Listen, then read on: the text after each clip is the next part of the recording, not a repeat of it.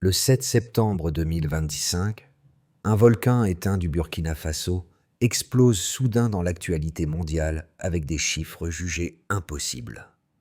En quelques heures, Somgand passe du statut de curiosité géologique à celui de gisement diamantifère, aux densités 20 fois supérieures aux standards connus, affolant marchés et chancelleries. Face à cet afflux de puissance brute, une question obsède déjà observateurs et citoyens. Que va réellement faire Ibrahim Traoré de cette manne qui peut tout changer pour son peuple? Car derrière l'éclat des Kara, c'est le destin politique et économique d'un pays entier qui semble basculer. La découverte de Somgandé n'est pas seulement un événement minier, elle redéfinit entièrement ce qu'un pays enclavé peut espérer lorsqu'une ressource exceptionnelle surgit du sol. Cette histoire offre un bénéfice clair: comprendre comment une richesse brute devient puissance durable. Car derrière la fascination initiale, une question demeure brûlante.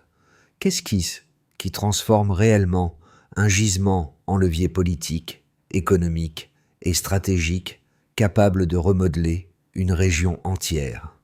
Pour y répondre, il faut observer trois couches imbriquées: la promesse technologique, le risque géopolitique et la capacité institutionnelle à absorber un choc aussi massif. Dans le cas du Burkina Faso, ces dimensions n'avancent jamais au même rythme.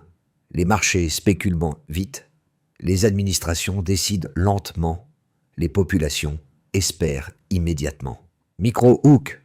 Et si ce décalage temporel devenait la vraie zone de danger? Car plus la découverte attire projecteurs et convoitises, plus le pays se retrouve face à un dilemme rare: choisir non pas la fortune la plus rapide, mais la trajectoire qui évitera que Somgandé ne devienne une dépendance scintillante plutôt qu'un socle d'indépendance maîtrisée. Les premières 6 minutes de la découverte ont révélé un fait stupéfiant. Les instruments captaient une densité diamantifère 20 fois supérieure à la moyenne mondiale, un chiffre que les géologues jugeaient impossible. Puis, à 0,7 H46, la confirmation tomba. Les veines détectées s'étendaient sur plusieurs kilomètres, formant un réseau souterrain continu qui dépassait toutes les modélisations connues. À partir de là, le contexte changea brutalement. La mission de prospection, d'abord routinière, se transforma en opération nationale, mobilisant scanners, drones, imagerie satellitaire et équipes mixtes. À Ouagadougou, les premières alertes remontèrent avant midi, déclenchant une réunion d'urgence au palais présidentiel. Là, selon plusieurs témoins, Ibrahim Traoré adopta une posture surprenante. Ni euphorie, ni triomphalisme, mais une prudence grave, presque méthodique. Ses premiers mots, rapportés ensuite par la télévision nationale, fixèrent le ton signon. Ce que nous voyons n'est pas une aubaine, c'est une épreuve. Ce positionnement tranche avec le récit habituel des découvertes minières en Afrique de l'Ouest. Habituellement, les marchés réagissent avant les institutions, les partenaires étrangers avant les techniciens locaux, les spéculateurs avant les citoyens. Somgand inverse cette dynamique. L'État sécurise avant d'exploiter, interroge avant de célébrer, ralentit avant que le monde ne s'emballe. Ce basculement mérite un regard élargi. Depuis des décennies, le Burkina Faso est décrit comme un pays agricole dépendant des cours internationaux, souvent relégué dans les analyses géopolitiques à un statut périphérique. Or, en un matin de septembre, cette perception s'effrite. Les images d'un volcan éteint, abritant un réseau diamantifère colossal, bousculent l'imaginaire régional et international. On parle déjà d'un gawar africain, référence à la découverte pétrolière qui a transformé l'Arabie saoudite en 1938. À ce stade du récit, le texte aborde, qui façonne désormais la trajectoire du pays. Pour comprendre l'onde de choc provoquée par Somgand, il faut suivre ceux qui, dès les premières heures, ont agi comme des balises humaines dans un paysage bouleversé. Le premier groupe, composé de géologues burkinabés et chinois, raconte avoir vu les écrans virer au rouge lorsque les courbes de densité ont dépassé tous les seuils connus. L'un d'eux décrit un schéma qui ne devrait pas exister, une anomalie si nette qu'elle a immédiatement justifié la sécurisation militaire du site. Ces techniciens deviennent malgré eux les premiers témoins d'un basculement national. Le second groupe, les militaires dépêchés sur place, explique un changement d'atmosphère en moins de 2 heures, de la simple surveillance à un protocole de confinement strict. Certains évoquent le survol de drones inconnus dès le 3e jour, signe que la découverte circulait déjà dans des circuits d'information parallèles. Leur récit éclaire une réalité souvent invisible. Avant que les discours politiques ne s'imposent, ce sont des équipes modestes qui absorbent la première vague de pression. Ces récits convergent vers un même « so what ». La puissance d'un gisement ne se mesure pas seulement à sa valeur, mais à la vitesse avec laquelle il reconfigure les comportements. En quelques jours, Somgand n'est plus un site, mais une matrice d'attente, de risques et d'illusions. Ce phénomène touche aussi les populations voisines. Dans les villages alentours, certains anciens parlent d'un signe des ancêtres, tandis que les jeunes y voient une revanche historique possible. Les marchés de Ouagadougou, eux, bruissent d'espoir nouveau, entre prudence et ferveur. Ainsi, bien avant toute extraction, l'impact psychologique s'installe. La découverte agit déjà comme un révélateur de fractures et de forces latentes. Tout commence le 7 septembre 2025, à 8h14, lorsqu'une série d'anomalies brouille les instruments d'une mission de prospection aurifère pourtant ordinaire. Les techniciens, d'abord persuadés d'un simple parasite électromagnétique, relancent plusieurs diagnostics. Mais les courbes persistent, s'amplifient et se répètent. Trigger. L'information remonte alors en urgence à Ouagadougou, accompagnée d'une note laconique. Densité incompatible avec schéma connu. À partir de cet instant, chaque minute devient un basculement. À 10h, le rapport consolidé arrive sur le bureau du Conseil de sécurité. Ibrahim Traoré, alors en réunion, suspend les débats. L'ordre tombe, net. Sécuriser le périmètre, couper les transmissions, verrouiller les accès et exiger la vérification satellite. Des hélicoptères militaires sont dépêchés en urgence. Des drones de cartographie commencent à quadriller la croûte basaltique du volcan. À midi, une réunion au palais présidentiel confirme ce que personne n'osait encore formuler. La configuration détectée relève de l'inédit. L'après-midi marque l'entrée dans la phase pic. Les images satellites, croisées avec les relevés souterrains, dévoilent un réseau de chambres cristallines s'étendant sur plusieurs kilomètres. Les analystes parlent déjà d'une architecture naturelle impossible, une structure dont la densité dépasse 20 fois les standards mondiaux. Africa News, en fin de journée, diffuse une alerte. Découverte géologique majeure au Burkina Faso. Le marché international réagit instantanément. À Londres et Dubaï, les indices diamantifères bondissent de 18%. Les médias renvoient les propos du président, retransmis ce soir-là. « Ce que nous avons trouvé n'est pas un cadeau, c'est une responsabilité. » Mais c'est au 3e jour que la bascule politique puis géopolitique se produit. Des rapports signalent des survols non autorisés au-dessus de Somgand. Des drones d'origine inconnue apparaissent sur les radars militaires. Officiellement civils, ils possèdent pourtant des antennes compatibles avec des systèmes de collecte de données stratégiques. La réaction est immédiate.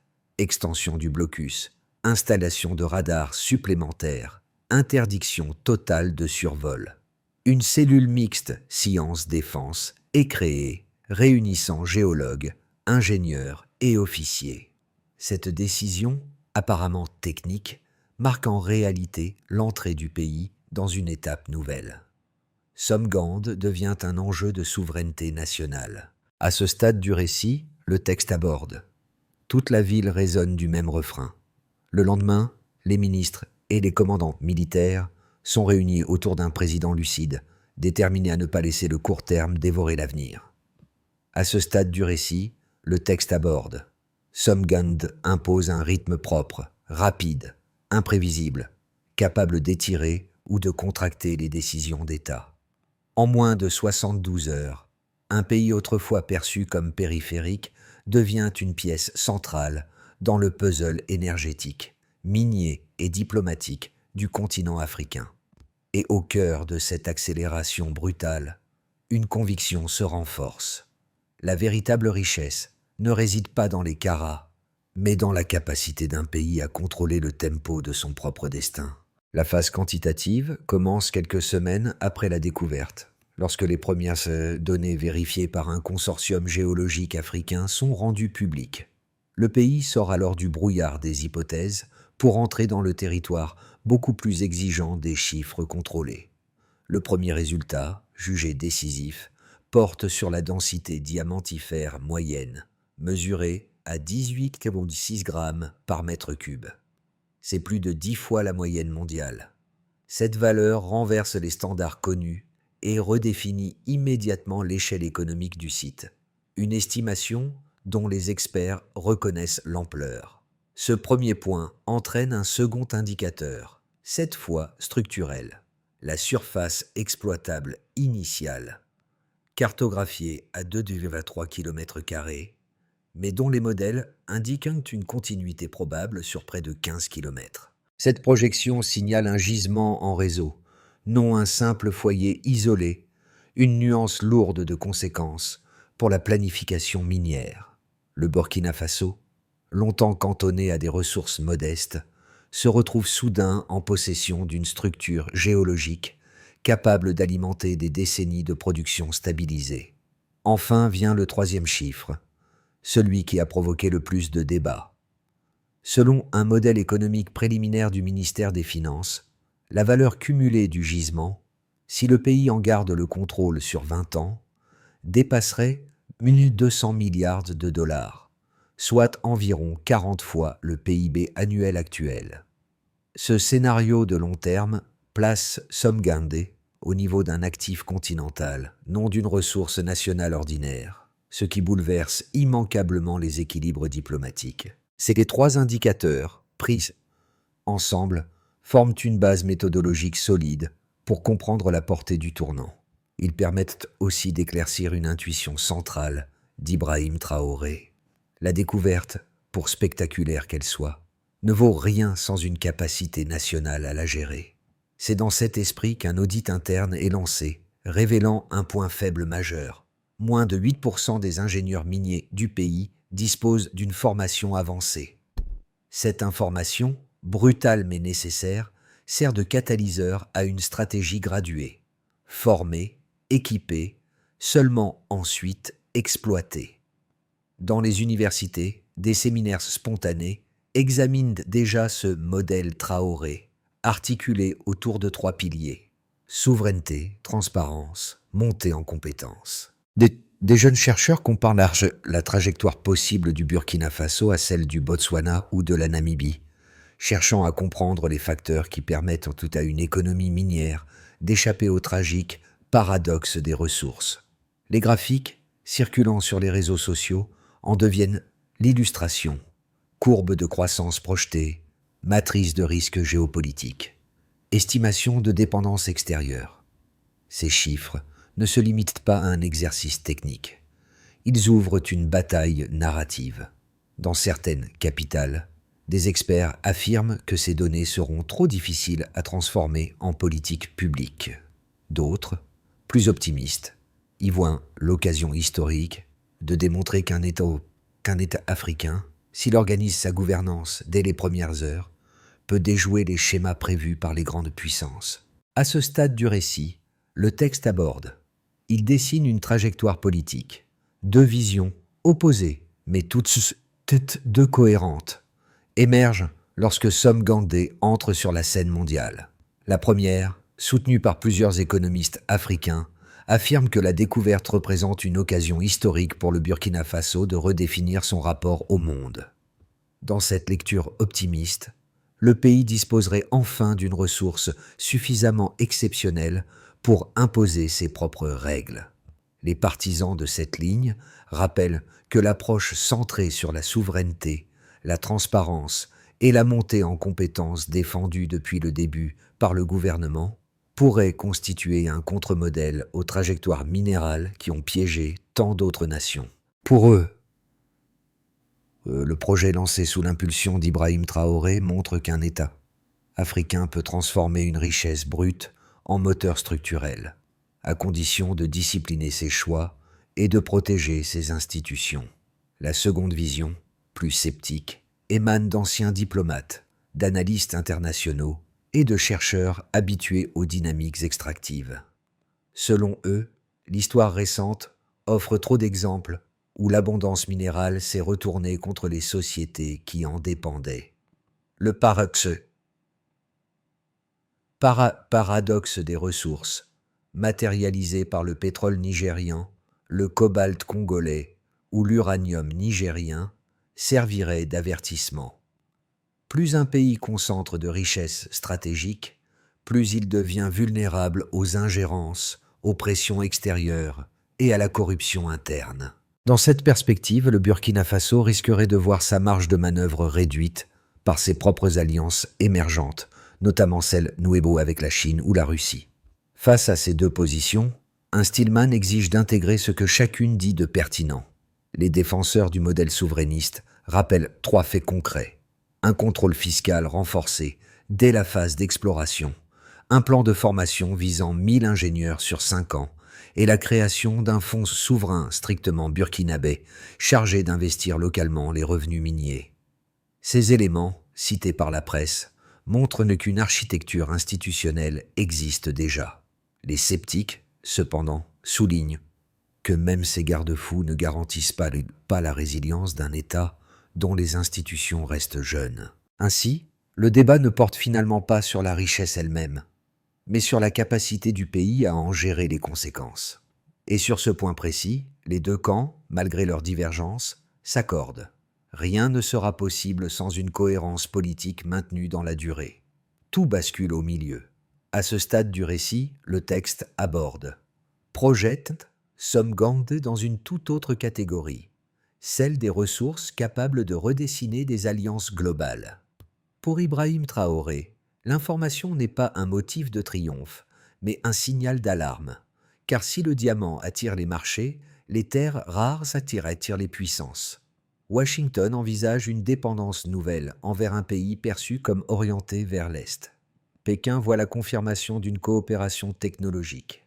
Moscou y visualise un levier géopolitique supplémentaire. Dans le pays, cette révélation agit comme un réveil collectif. Les universités improvisent des conférences. Les militaires renforcent les protocoles. Les communautés rurales parlent d'un second trésor confié par la Terre. À l'international, les chancelleries recalculent leur position. La découverte de Somgande n'est donc plus une affaire minière, mais un point nodal où se croisent science, souveraineté et compétition stratégique. Les effets de la découverte ne se manifestent pas d'un seul bloc. Ils se déploient en 4 cercles concentriques, chacun révélant une transformation différente du Burkina Faso et de son environnement. Ce paysage d'impact montre qu'un gisement n'agit jamais seul. Il reconfigure tout ce qui l'entoure, du village voisin aux marchés mondiaux. 1. Nation voisine, NN. La première onde atteint immédiatement le Mali, le Niger et le Ghana. Ces États proposent presque simultanément une alliance minière régionale. Officiellement, il s'agit de coopération, mais en coulisses, les diplomates redoutent un glissement d'influence qui déplacerait le centre de gravité sahélien vers Ouagadougou. Les délégations affluent, cherchant accords techniques, promesses de partage ou projets conjoints. La région n'avait pas connu une telle effervescence stratégique depuis une génération. Ces réactions montrent que Somgande devient plus qu'un actif national. Il devient une charnière régionale. Sous l'impulsion prudente d'Ibrahim Traoré, le Burkina Faso accepte le dialogue mais refuse toute concession pouvant fragmenter la souveraineté du site. 2. Entreprises et marchés mondiaux, DN. À ce stade du récit, le texte aborde dépêche des observateurs pour analyser la situation. Les spéculateurs évoquent un effet Traoré, conscient que le contrôle strict du gisement bouleverse les mécanismes habituels de fixation des prix. Mais au-delà du marché, c'est la hiérarchie globale de l'offre qui se recompose. Le Sud devient source stratégique, non-dépendance. Cette inversion, rare, force les analystes à revoir leur modèle. 3. Population et société burkinabé, ND. La troisième onde traverse la population. Dans les villages proches, les anciens organisent donc des cérémonies remerciant la terre. Certains disent que les ancêtres avaient gardé ce trésor pour le bon moment. Dans les villes, les jeunes chantent de l'hymne, persuadés de vivre un moment fondateur. Les universités ouvrent en urgence des filières géologiques. Les coopératives rurales émergent avec l'aide de microcrédits d'État. Des comités communautaires surveillant désormais les routes menant à Somgand, preuve d'une vigilance populaire rare en Afrique de l'Ouest. Ce mouvement social spontané transforme la découverte en aventure collective, bien avant toute extraction réelle. 4.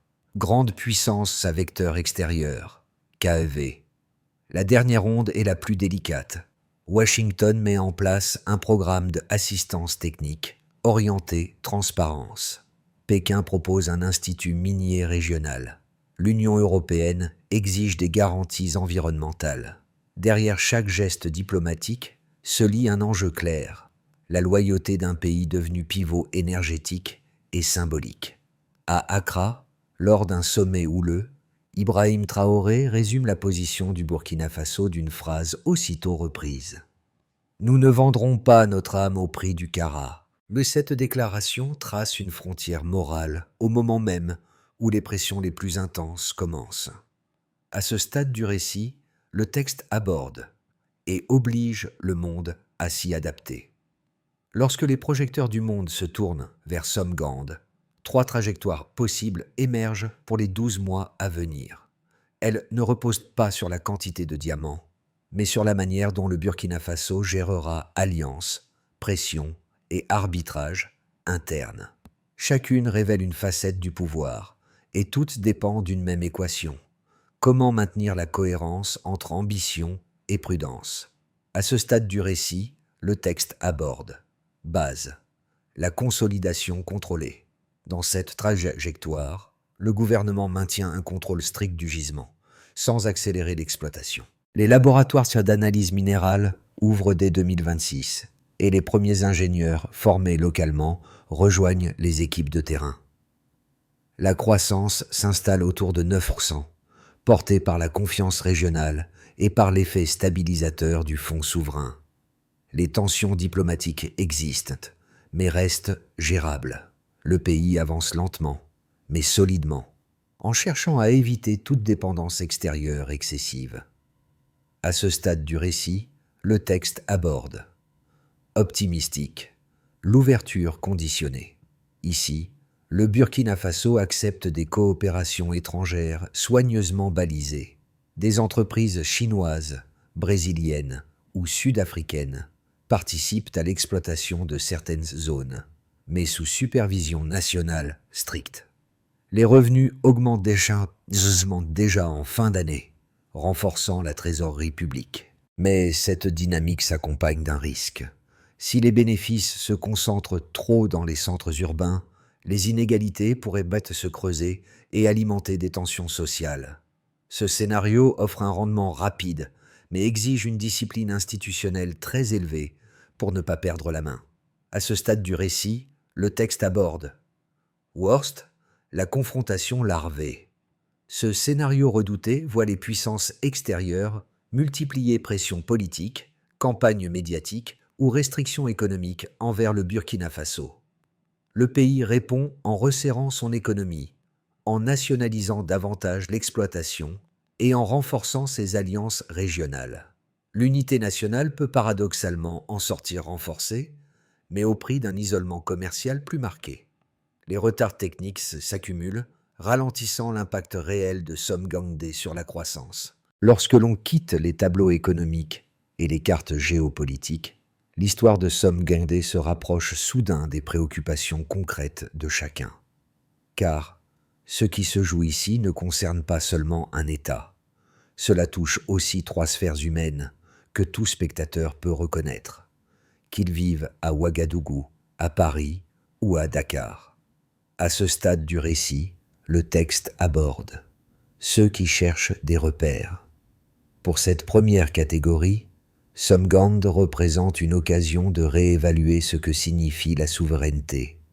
Beaucoup se demandent comment une nation peut transformer une découverte brute en projet collectif durable. Les familles, les enseignants, les jeunes diplômés voient dans ce récit une leçon sur la maîtrise du temps long. Avancer sans céder au vertige du court terme. Ils observent chaque décision comme un test de maturité institutionnelle. À ce stade du récit, le texte aborde ceux qui cherchent des opportunités concrètes. Pour d'autres, l'enjeu est plus pratique. Formation, emploi, mobilité sociale. Les nouveaux programmes universitaires en géologie, les coopératives rurales financées par microcrédit ou les premiers appels d'offres techniques deviennent des signaux d'avenir. Ces personnes ne spéculent pas sur le destin du pays. Elles veulent savoir comment transformer un basculement national en trajectoire individuelle. Somgand leur donne, pour la première fois, un horizon de compétences plutôt qu'un horizon de survie. À ce stade du récit, le texte aborde ceux qui craignent les dérives. Enfin, certains restent prudents, parfois inquiets. Ils se souvenaient des précédents africains où la richesse minière avait généré division, corruption ou tensions régionales. Leur question n'est pas de savoir si la découverte est historique, mais si le pays évitera d'en payer trop cher le prix. Pour eux, la clé réside dans la transparence, la décentralisation des bénéfices et la vigilance citoyenne. À ce stade du récit, le texte aborde parfois les trois à la fois. Pour qu'un gisement aussi vaste ne devienne pas un piège, il doit être encadré par une méthode lisible, stable et mesurable. C'est précisément l'objectif du plan d'action adopté à la fin de l'année 2025, conçu pour transformer Somgand en moteur durable plutôt qu'en mirage. Sous l'impulsion d'Ibrahim Traoré, cette feuille de route repose sur 5 axes interdépendants, chacun structuré pour réduire les risques tout en consolidant les capacités nationales. À ce stade du récit, le texte aborde la connaissance. Le pays inaugure l'Académie nationale des mines à Ouagadougou, destinée à former 500 ingénieurs par an. L'idée est simple. Chaque étape, de l'exploration au raffinage, doit être maîtrisée localement. Sans compétences nationales, aucune souveraineté réelle n'est possible. À ce stade du récit, le texte aborde la technologie. À ce stade du récit, le texte aborde et déployé sur le site. Toutes les données produites seront publiques afin d'éviter les soupçons d'appropriation opaque. La technologie devient ici un garant de transparence, pas un simple outil d'extraction. À ce stade du récit, le texte aborde la durabilité. Chaque phase doit être accompagnée d'une évaluation environnementale. Les zones périphériques sont reboisées et la consommation d'eau contrôlée. Le diamant ne doit pas coûter plus cher à la nature qu'il ne rapporte à l'homme. La richesse ne vaut rien si elle détruit la terre qui la porte. À ce stade du récit, le texte aborde la gouvernance. Un comité de supervision citoyenne ose créé, réunissant chercheurs, représentants communautaires et officiers. L'objectif, institutionnaliser la transparence au-delà des mandats politiques, afin que le projet survive aux alternances futures. À ce stade du récit, le texte aborde la coopération panafricaine. Le Burkina Faso inscrit Somgand dans un consortium continental dédié aux ressources stratégiques. Ce cadre permet de mutualiser les savoirs et d'ériger un bouclier diplomatique face aux ingérences. Au crépuscule de cette année mouvementée, le volcan de Somgand apparaît comme un écho lointain aux premières récits des géologues et militaires évoqués dans la partie 4. Là où ils avaient vu des écrans rouges et des couloirs de poussière, le pays voit désormais un lieu chargé de sens, presque un repère moral. Ibrahim Traoré s'y rend souvent, non pour célébrer une victoire, mais pour rappeler que tout a commencé par quelques anomalies et une poignée de témoins silencieux.